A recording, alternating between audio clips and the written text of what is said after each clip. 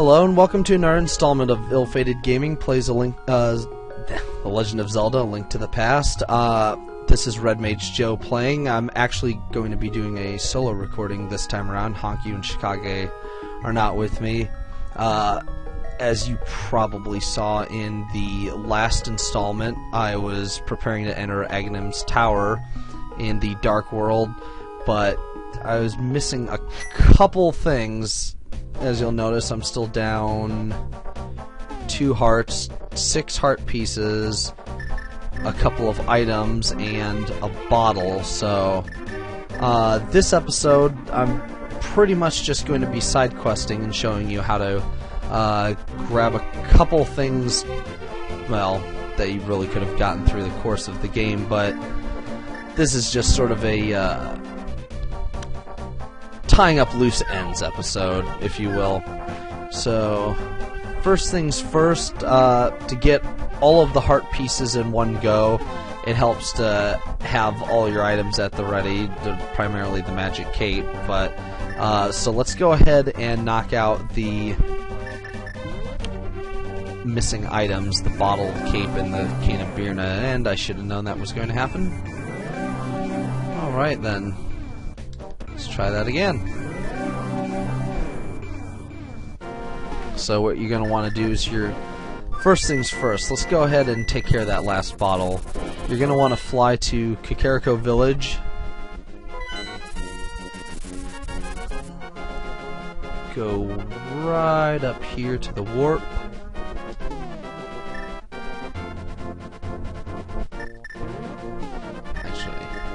You may have noticed since I got the hook shots, it's sort of become my weapon of choice. Stuns pretty much everything, and gives me plenty of range. As you've seen, keeping things away from me is generally in my best interest, because I'm not so great when it's right up in my face. And of course this tree doesn't drop anything other than bombs.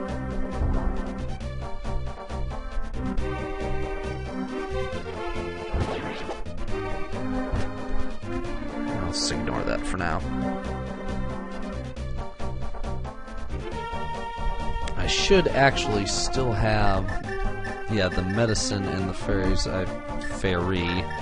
I picked up from the last recording. Let's see, probably could have done this while I was taking care of the tempered sword, which, mind you, you get the Titan's Mitt in the dungeon after Blind, which I believe is the 4th dungeon. I highly recommend that you go grab that little frog guy that was up there and get the tempered sword as soon as you can. It will help you immensely to have that extra damage that the red sword gives. I sort of had to flounder through my last couple of boss runs, as those of you who've been watching saw, and having the extra damage is kind of helpful. Where is that burnt out house? Well, since we're here, there's a couple of heart pieces you can get from mini games just right in this general area, so I'm gonna go ahead and try my luck at that. This mini-game involves you getting a shovel from the gamekeeper here and digging up as much dirt as you possibly can in 30 seconds. If you're really lucky, you'll find a piece of heart somewhere in the field. But, whew, it is a lot. Alright. Let's see what I can get, if anything. I'm already wasting time. Awesome.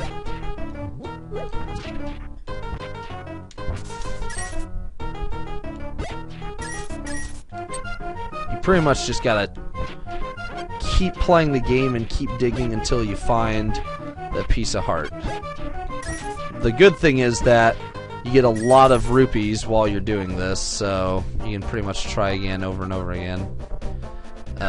The only really irritating thing is you have to go off screen to reset the Earth, so yeah, that can get a little irritating after a while. Fortunately, it looks like I at least broke even with that last try, 857, so let's just keep trying. It looks like the timer also starts when you first dig your first plot of earth, so that's good. Let's see. Already we're at, I think, 50? Okay, now we've definitely broken even. No, not quite. But let's keep trying. Ah, there we go. Now we have. There's no real guaranteed spot where you're gonna find the piece of heart, so you pretty much just have to kind of keep trying. Fortunately, by this point in the game, you shouldn't have any trouble having, you know, like hundreds upon hundreds of rupees. The game just, really any Zelda game I've noticed, just kind of vomits rupees at you, so it's you're not exactly hard-pressed for cash at any point in the game.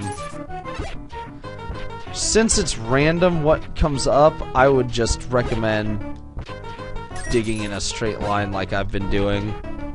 That way you're wasting as little time as possible and improving your chance of getting the heart before time runs out.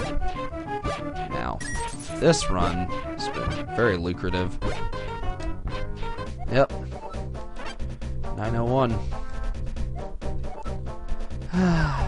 It'd be really nice if there was a way to just sort of quick refresh the screen, so you'd stay on the map and do this over and over again. Since these two hearts are pure luck, this is probably gonna be one of my longer episodes. Not that the dungeon runs haven't been in and of themselves quite long, but if you don't want to sit here and watch me, you know, completely wreck this guy's lawn repeatedly, I'd recommend just going ahead and skipping ahead a bit. And go ahead and put an annotation in here for what time to skip to once I've got it uploaded. Man, I'm just having rotten... Oh, there we go! Alright, and there's remaining heart piece number 5. Or 6, I should say. I'm down 6 pieces. 5 more to go. And the next minigame is right... No, it's not. It's supposed to be a treasure chest opening minigame, which this is most certainly not. So we're gonna do a little more searching. See if I can't figure out... God damn it.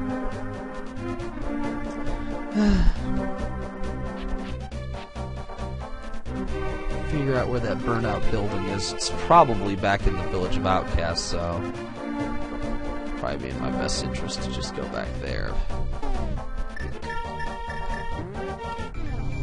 And while doing side quests, I seem to manage to get sidetracked.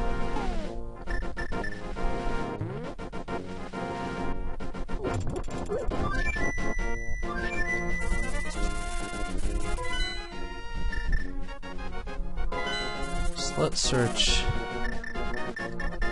this place a bit.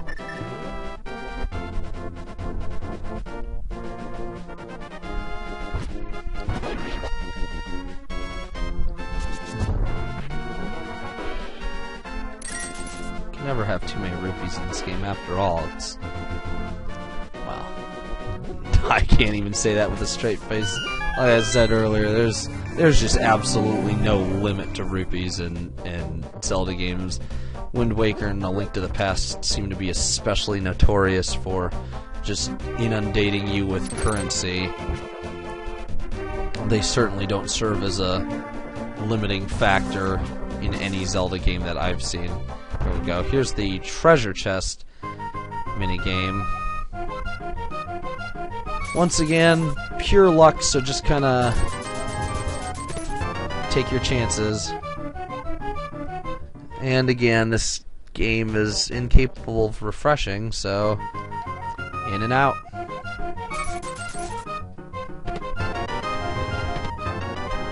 that was especially wasteful. Fortunately, I have, 969 fucking rupees, so I can do this as many times as I need to. And there we go! Another heart finished, 4 more to go. Alright, I'm done with this guy's scam. So now that we got the... Whoa! Now that we got the minigame hearts, let's go ahead and get that bottle. Should be somewhere around here. Well, thing is, it should be completely visible from the outside. Like, it's not going to be hiding in the shadows or anything like that. You have to already know that it's there. Of course, I could be getting confused with, fairly certain it's here in the dark. It's here in Village of Outcasts and not anywhere else. But I've been known to be wrong before, as Shikage is quick to point out.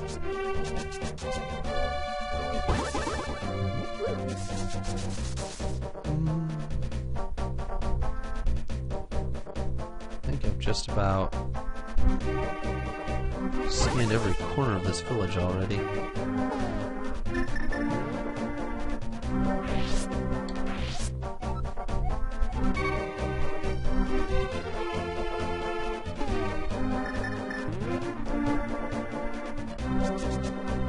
Let's check over here.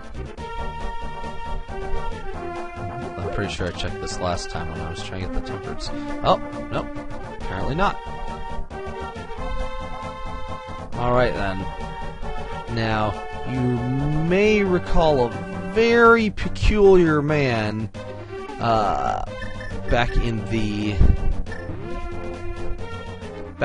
light world near the entrance to the desert. This guy, if you talk to any of the NPCs, including the bandits in the Lost Woods, was the best lockpick in, like, I don't know, like the Bandits Guild or whatever the hell they're supposed to be, just some group of assholes, I guess. And since you have a chest with no key, you're going to want to take that to him. Question is, can I get there from here? Oh, looks like it. Just gotta get rid of some riffraff was in my way. Excellent. Riffraff eliminated. And the chest follows me into the light world. Yes, I do know that you used to be a thief. Of course. And there you are, the last magic bottle. God damn it.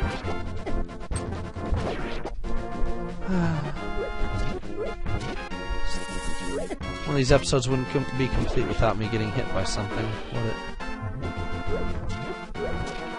Of course, there's nothing with hearts anywhere near.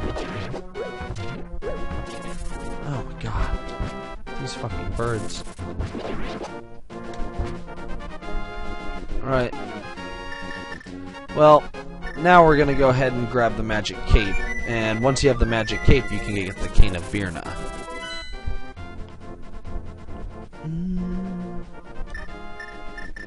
Let's just go ahead and jump back to Kakariko.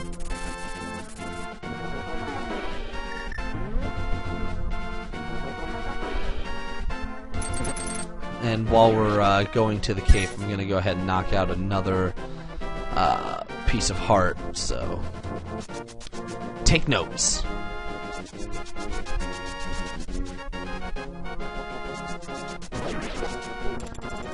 That reminds me, I never did check out this cave, and never did check out the... Oh, shit. How could I forget that?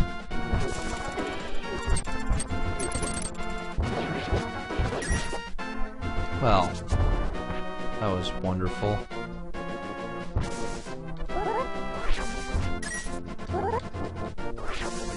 Not a heart to be found. Not a single one, just my luck. Could have swore this thing used to spit out apples. I guess at a certain point you can't even rely on trees. Oh, for fuck's sake.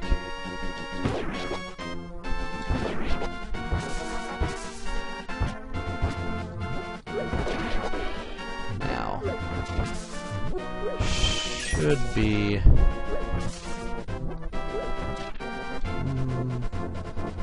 let's see. Does this thing not budge? No, I know what you need to do. There you go. Just give it a good whack. I actually went about this the wrong way, coming here in the light world first. You can't get that. You can't get the piece of heart that's up on that ledge if you come here from the light world. You actually need to come from the dark world and warp in, but of course I didn't think that through, so once again we're doing backtracking. For fuck's sake. Let's just make this easy.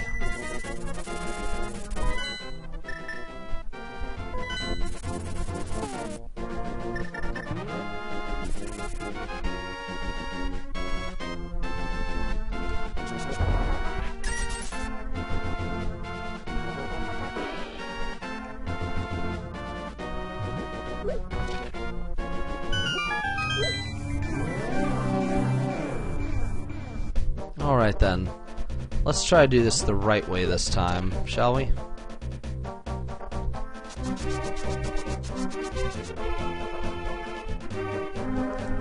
Dash over this way, don't stop for anything, not even guards who are completely oblivious to your existence. There's probably nothing of value in any of these trees. Except that asshole's gonna get right in the way. What is this guy's deal? Probably already heard this story.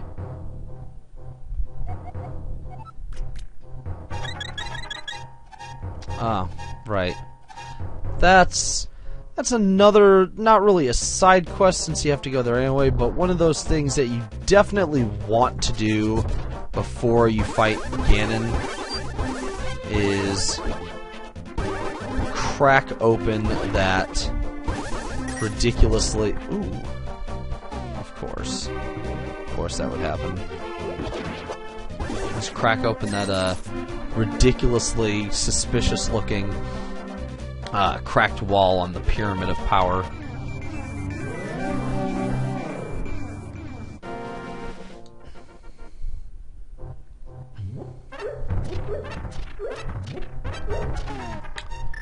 It seems that you need a bomb here. It's as if they're trying to tell me something. And there we go. 3 more heart pieces to go. Now that we have the magic cape, I'm gonna go ahead and knock out the Cane of Byrna. And of course. That should actually put us on track to getting another heart piece, which is like right next to it, if I recall. My memory isn't perfect, as you've learned, so bear with me.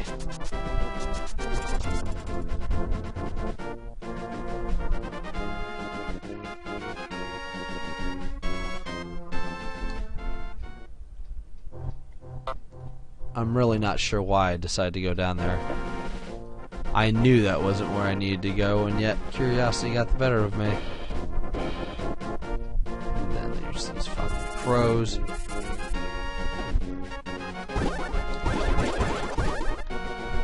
Awesome. Crows.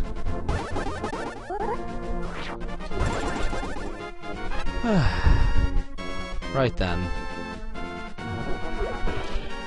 And this is probably the entrance to, yeah, the entrance to Death Mountain. Piece of heart you're looking for. it's gonna be right up here.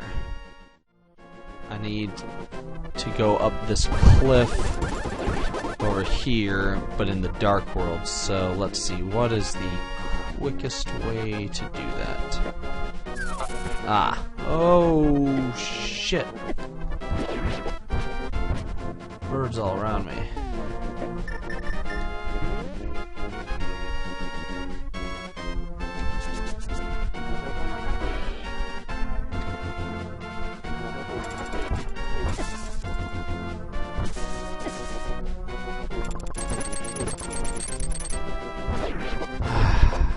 Just can't catch a break, can I?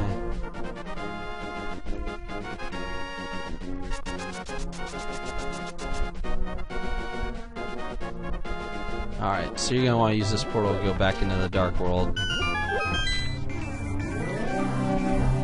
Believe me, if you play Oracle of Ages, the Game Boy game, traveling back and forth between the two quote-unquote worlds is a lot less frustrating once you get a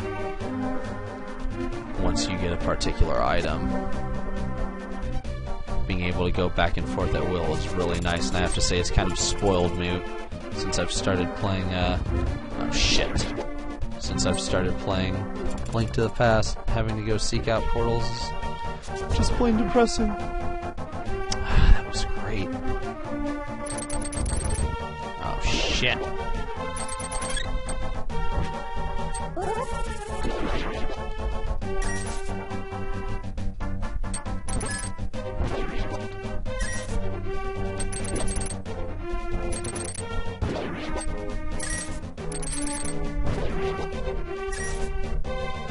My kingdom for a heart. Well, there's a heart piece. Let's go have a look, shall we?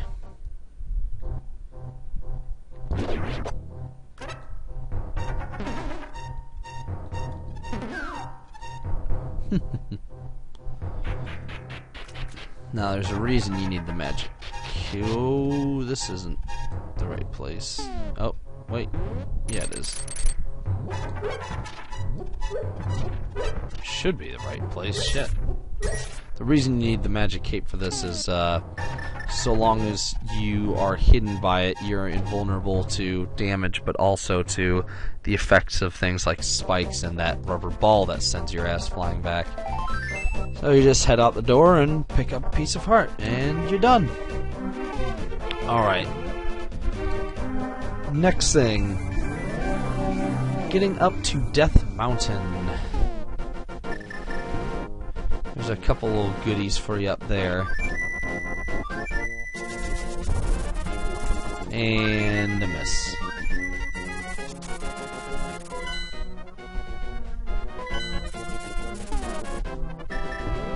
It's actually a lot easier at this point in the game to run past these assholes. It's really nice for dodging rocks too.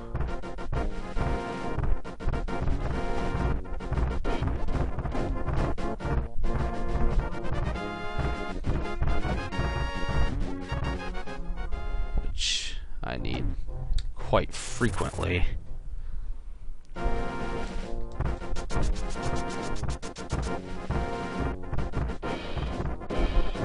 Oh boy.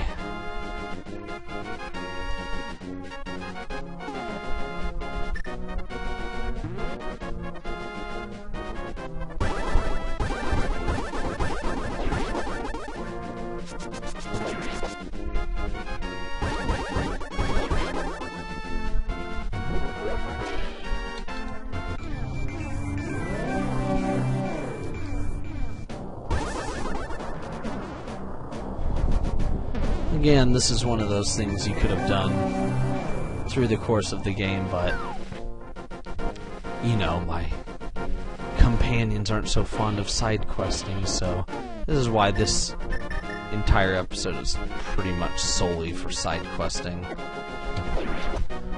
There's a heart piece that you can access while you're going through the Turtle Rock, the 7th dungeon. And let's see here. If you recall a point, that's great. If you recall a point where I was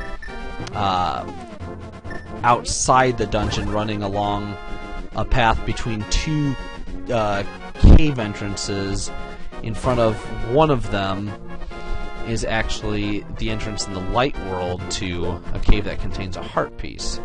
So we're gonna go grab that right now.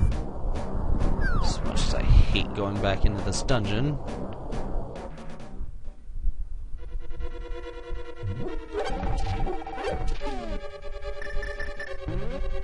Just gonna make a quick pass through it. Hopefully. We'll make this as quick as humanly possible.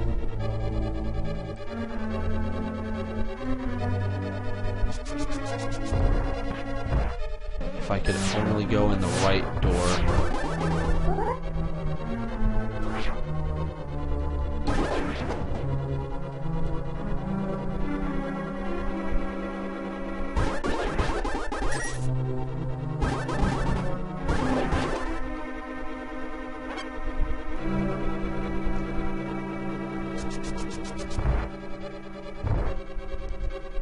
Ignore all this as best as I possibly can. God, those things still tear through your health. Fortunately, there's a remedy for that.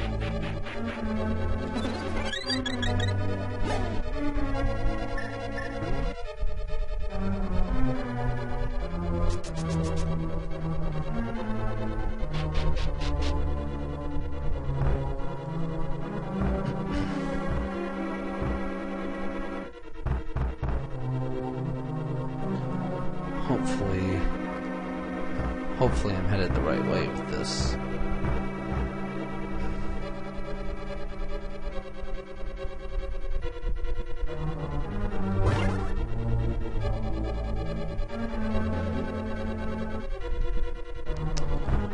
Of course, I could just be going in one really big circle.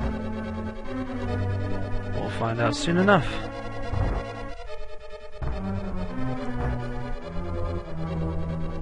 Yep. Okay, let's see specifically where... Ah, I see. Should have gone with my first instinct. It's the left tube.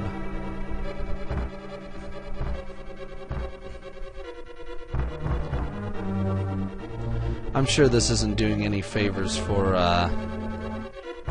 this certainly isn't doing any favors for people trying to grab everything during playthrough, but, you know, sue me.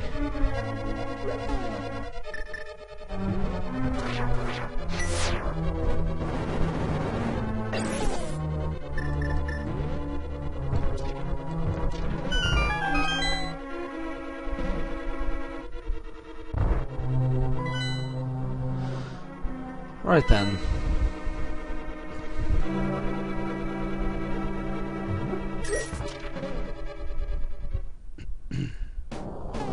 Alright. Let's see if I remember correctly. Should be this one? Aha! Oh boy. These fellows. It's been a while since I've seen these guys.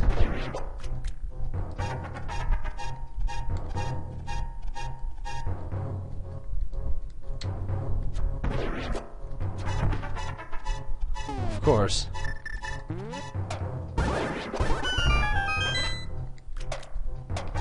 These things have always irritated me. And claim your piece of heart. One more to go.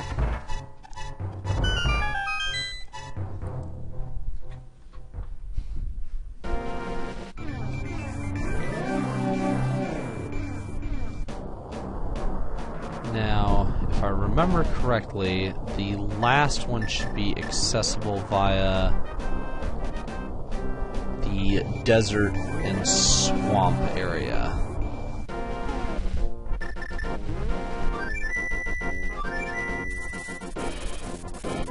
to go there in the light world to get in the swamp first. You're going to want to start out in the swamp, and there's an area that's only accessible from the swamp that you can then warp back to. And I'll put you in front of a cave that gets you a piece of heart. I'm sure you've probably seen it a number of times now on the Circle of Trees path on the way to Kakariko in the light world. There's a little ledge. Oh, that's not the right way at all. Let's see if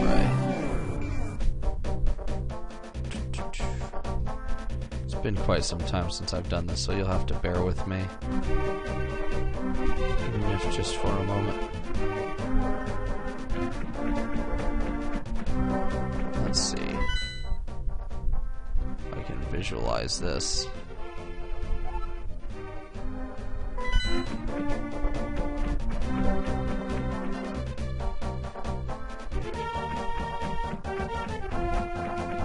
It's been a while since I've done this, so again, bear with me. I think this is it. Hope this is it. Ah, yep, there we go. Ooh boy, oh, this one's fun.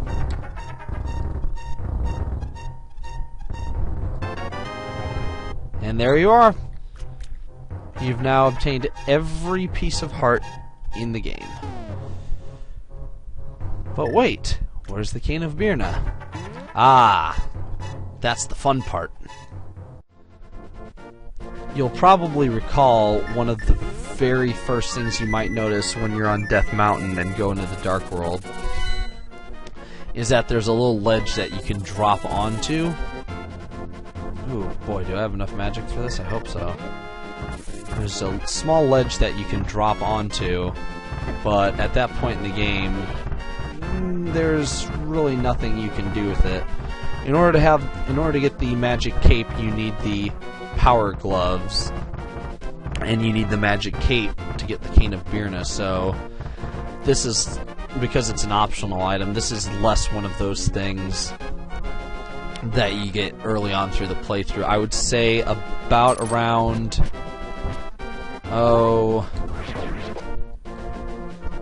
level 6? No, level 5, wherever you get the power gloves that let you lift big black rocks. After that point, you can go and fetch the magic cape, and from that point, you can grab the Cane of Byrna. Now, the Cane of Byrna is one of those optional items I wouldn't say is... It's nice, but it's certainly not a necessity for beating the game. Well, I'll show you once I get it. You want to use as little time as possible to get to your destination, because this cape drains magic fast.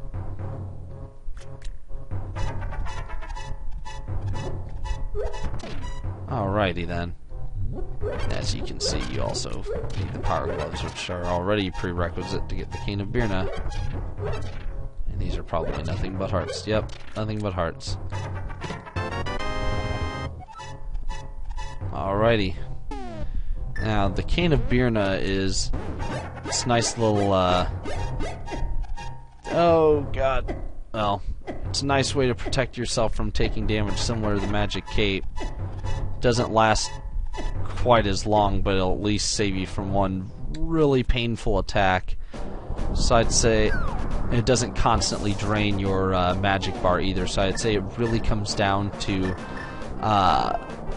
the particular situation. If you have some really painful attack you want to avoid for a couple seconds, then use the Cane of Byrna. If there's a whole slew of attacks that you are trying to like just dodge under, duck under, what have you, then use the magic cape. But keep an eye on your magic meter, whichever one you use.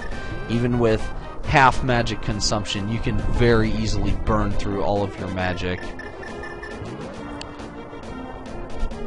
Alrighty. Well, that should should pretty much tie up all the loose ends in this game. Maxed out bombs, maxed out arrows, maxed out hearts.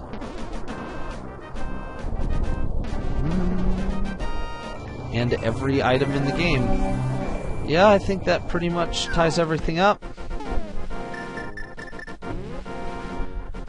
Alright, well, all that's left to do now is complete Agahnim's tower, get the golden sword, and defeat Ganon. Join us next time on